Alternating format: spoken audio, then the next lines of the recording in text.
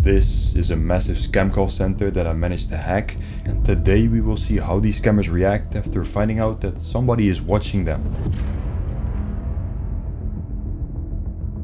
In my last video, I already briefly showcased this call center and showed some footage of their CCTV cameras, and I also talked about how I managed to hack this call center that at first glance might seem unhackable. See, these guys run their agent computers on the operating system CentOS, which makes it very hard for me to get remote access of those machines with my current methods, and they also run a scam in which the agents cannot possibly be hacked as they only make outbound calls, so will never be targeted by scambaiters calling them, and the scam that they run does not require the use of any remote access software such as AnyDesk or TeamViewer, so there's no risk of the agents being tricked by people like me. So how did I still manage to infiltrate this huge operation with over 150 computers? Well, that is exactly what I discussed in part 1 of this mini-series on the Siliguri-based scammers. To give you a quick rundown, I got contacted by an insider in May of 2022 that was working for a test call center in a remote village in northeast India, which was being run by the guys that own the headquarters in West Bengal. This test center turned out to be non-profitable and was thus a failure,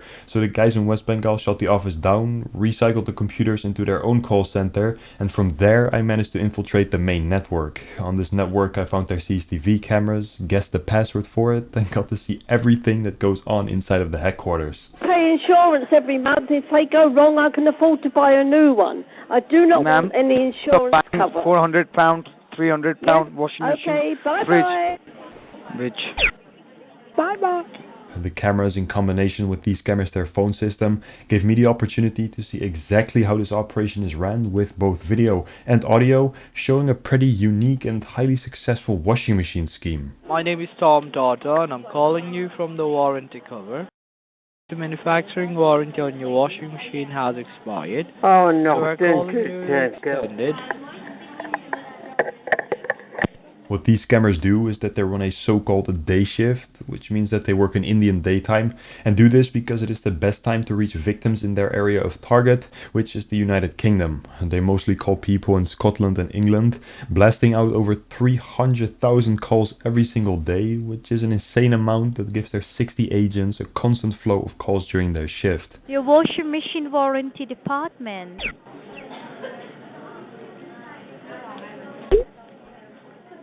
Hello? Hello. The fact that 60 agents are constantly on call for multiple hours a day is mainly possible because these scammers repeatedly call the same people. The warranty on the washing machine. Yeah, I know. I've had this phone call 5 times this week. It hasn't run out on my washing machine. I've got it insured. No, this is the 3rd time this week you people have rung me up. I'm getting a little bit fed up with it. Thank you. The warranty on the washing machine has expired. Listen, Doc, I'm fed up with these calls. I have them every single day. I don't want it, thank you. Once they find somebody that isn't outraged by the call flooding and willing to listen to their sales pitch, the scammer will try to sell them a washing machine insurance cover. The people sitting behind a computer without this badge around their neck are not allowed to finish a sale and will have to hand over the call to a closer that is wearing one of these badges. I'll just be in a line for a moment while I transfer your call to one of our senior supervisors, okay? Yes, I will be on the line. So, you wish to renew the warranty, right? Correct, yes. The closer will ask the victim to get their banking details ready so that they can then set up a direct debit subscription on the person's bank account. But the thing is that they are located in India and thus unable to set up direct debits in the UK, so they transfer the conversation over to a call center in the United Kingdom that is associated with and co-owned by the people that run the Indian operation as well. I have a customer, Mr. James Colson, with me. He wants to go for the washing machine, okay? Thank you. Thank you. So it's just the washing machine there. What's the brand of the washing machine, do you know? What number at Hollystone Avenue are you? Yeah, the number is... You scammer. I'll kill you. Up, you scammer. Yeah, you suck my dick as well. You fucking pig. You thought you were gonna make some money today? You thought you were gonna get an incentive, yeah? Once the victim actually does give up their banking information to the guys in the UK, a direct debit subscription will start, which will deduct 8 Great British pounds from the victim's balance every month, meaning that they are paying about $10 for nothing. Their washing machine warranty hasn't been expired, and this call center will not provide any support if something actually does go wrong with the washing machine, which means that these guys are marketing a can of air, but surprisingly enough, a lot of people do actually fall for their sales pitch. I can exactly see how much money these scammers are making, since they were stupid enough to have their sales database be externally available and left it wide open for me to access at any time. The database contains all of the victims that they managed to trick on a certain day of the year, including their first and last name, full home address, phone number, the scammer that made the sale, and at what exact time. On a good day, this victim amount can be as high as 70, 74, and even 77 people in a single day lured into subscribing to thin air. Before finding out how much these guys make a year, I first wanted to see who the best, or shall I say most despicable scammers are in this center by making a top 5 ranking of the most sales made per individual scammer as a percentage of this database. At number 5 we have a guy named Frederick with 5.02% of the sales. Number 4 is Rinchen Sherpa with 5.25%. Anisha Tamang is at number 3 with 5.48%.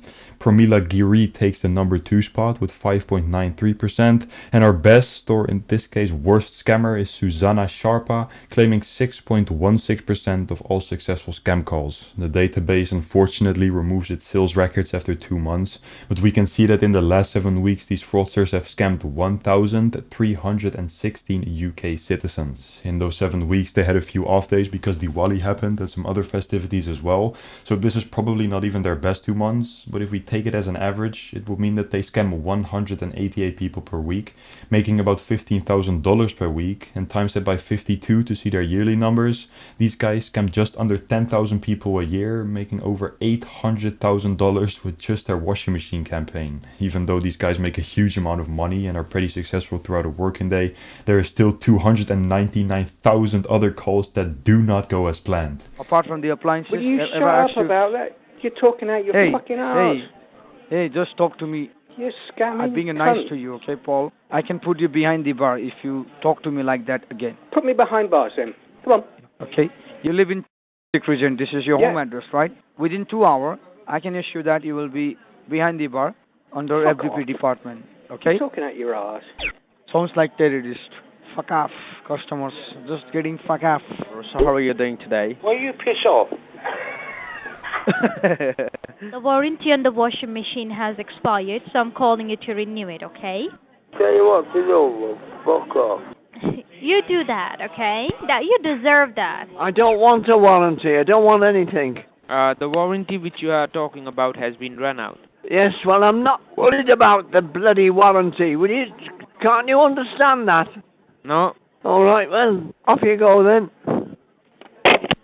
It seems to me, also in other call centers, that people are getting more wary of scams and that the success rate of most campaigns are rapidly decreasing. I like to think that me, other YouTubers, and the entire scambaiting community are making a positive difference when it comes to people falling for scams.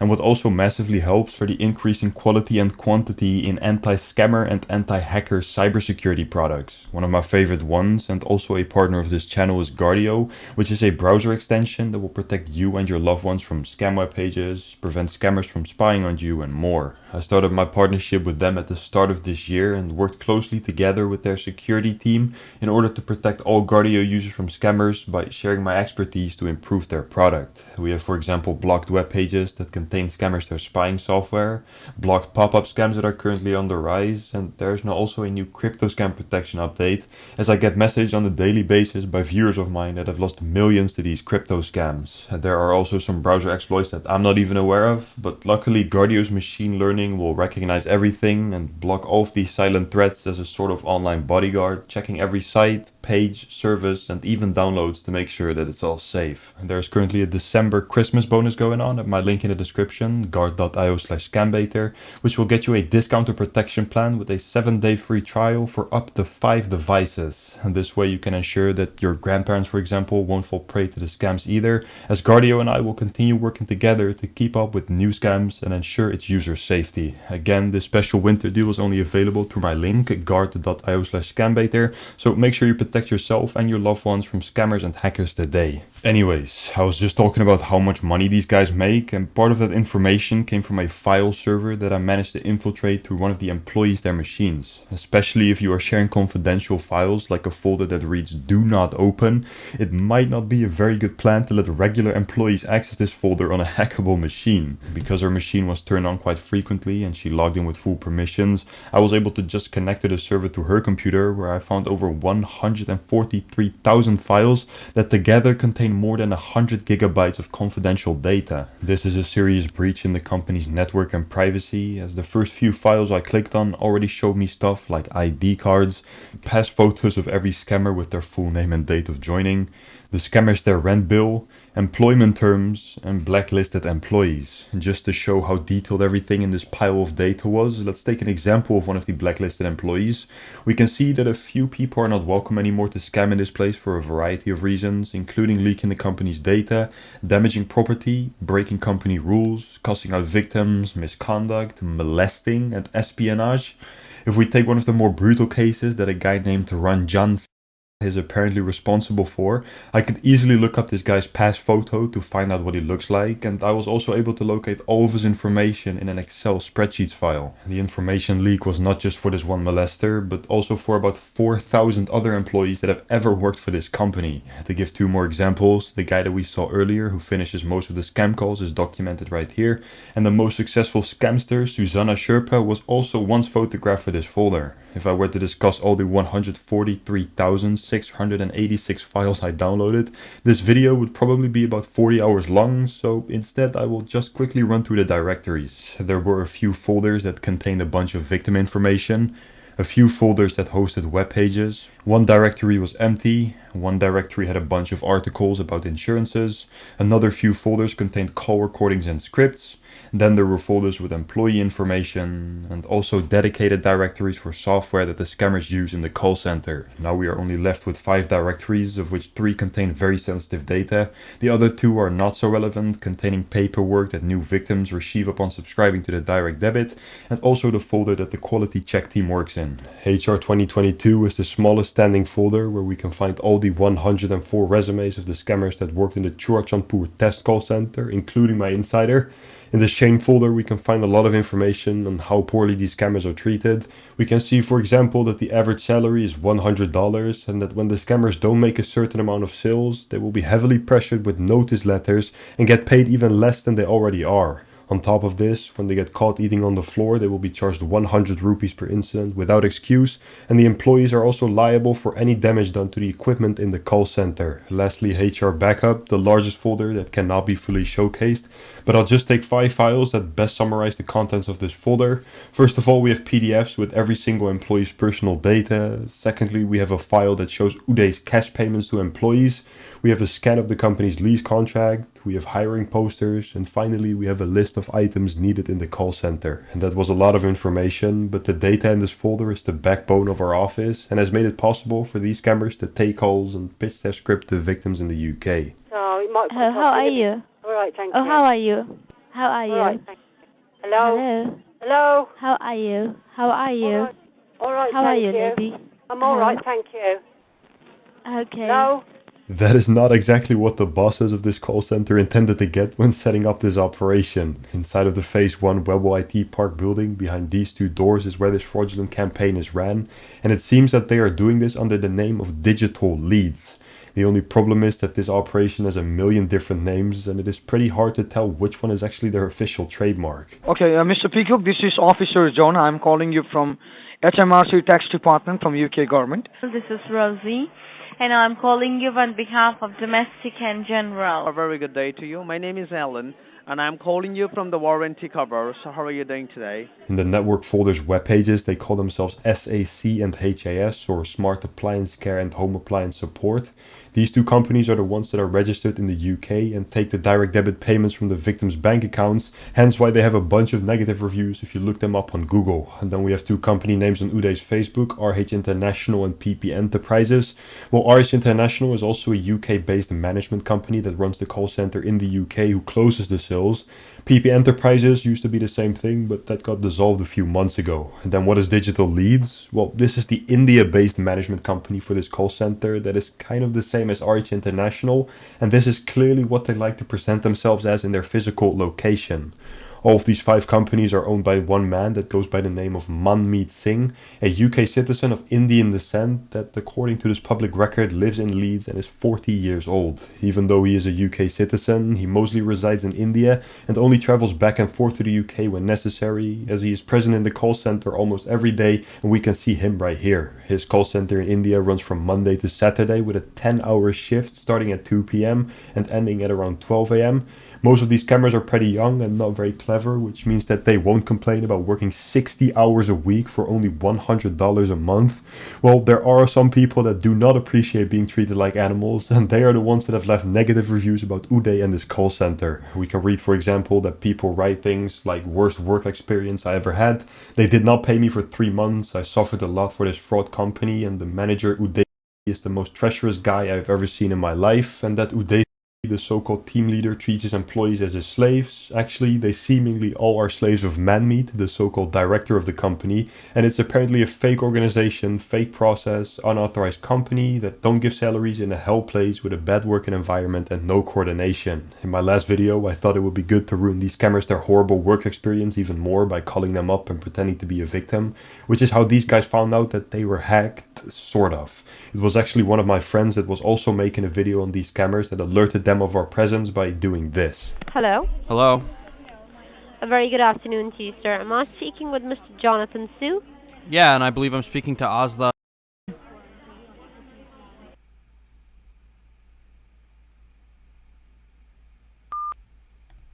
After the scammers found out that we had hacked their entire office, they were very quick to take everything down as if they had practiced it as a fire drill.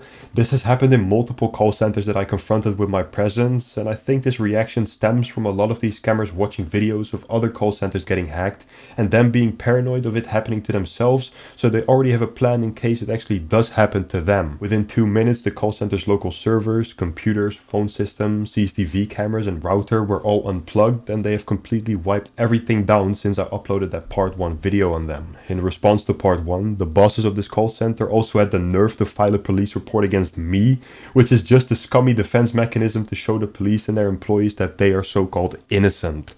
I found this very interesting and decided to give the main man, Uday, a quick call on his personal number to inquire about this report. Hello. Yeah, am I speaking to Uday? Hi. Tell me, how may I help you? You are talking to them. Yes, I know, bro. Tell This is your number, man. So please tell me, how may I help you? Yeah, I seen that I seen a letter of a police report, and you say you're not a scammer, right? Can you explain to me how you're not a scammer? Okay. Because we don't do scams. Bro, I've literally seen you guys pretend to be HMRC. Are you allowed to pretend to be HMRC? Are you with the UK government? We are... Just wait, Scambaiter. I would just want to know about this thing as you said right now. Like, we are doing what? I'm just asking you a question. Are you allowed to represent the United Kingdom government? Are you allowed to make calls in the name of the HMRC? No, not at all. Okay, why have you done it then? No, we haven't. I have recordings. This is how I know you're lying. You're literally lying. I have recordings of you guys making calls in the name of HMRC. Okay, but I don't know, like you have just tried to gain the TR. For me, anything you have tried to do it, right? We are not doing any kind of a scam or something like that, right? But you're trying to prove it up.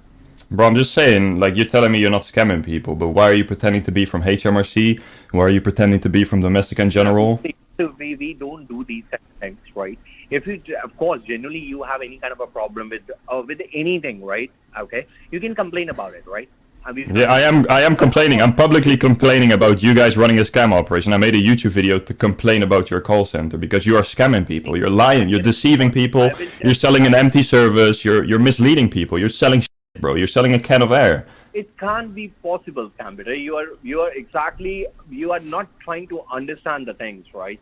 Okay, make me. What are you trying to make me understand? You're talking shit. Just get to the point. What do you want to tell me? Just say what you want to tell me. Don't like if you have any kind of a problem, you can do a complaint about it. Of course, if we are, of course, you're doing the wrong thing. So you are the complaint which you are doing. That is, of course, generally if it's not right way. Okay, so what is the right way? If I want to make a complaint, right? So I'm gonna fly to India, go to the Siliguri police, and tell them that you're scamming people. What are they gonna do? They're not gonna. Both me and you, we both know they're not gonna do shit. All right, you're just inquiring about me, and you're just spoiling my reputation and about my physical and mentally trauma. You're giving me up again and again. So, of course, do you think so? That is the right manner which you are doing. Yeah, maybe if you want to prevent that, maybe don't scam people. Why are you blaming me for you're scamming people? It's your own fault that you got exposed. You're scamming people. Buddy, listen.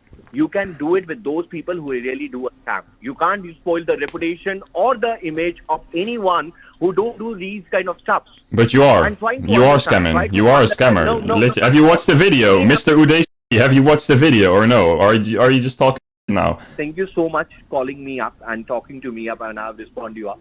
Yeah. Can I show you one audio clip, please? Can I show you one audio clip? Hello? Audio clip. Yeah, I want you to explain it to me if that's okay. After this, not much else happened. I'm still waiting for the Siliguri police to respond to any of my attempts of trying to reach and inform them, but I don't think that is going to happen anytime soon. I still hope you guys enjoyed this video. If you did, please make sure you like and subscribe before clicking off. If you want to support my work financially, there's a Patreon and PayPal link in the description. I hope you guys have a nice day. Stay safe, stay cautious. Bye bye.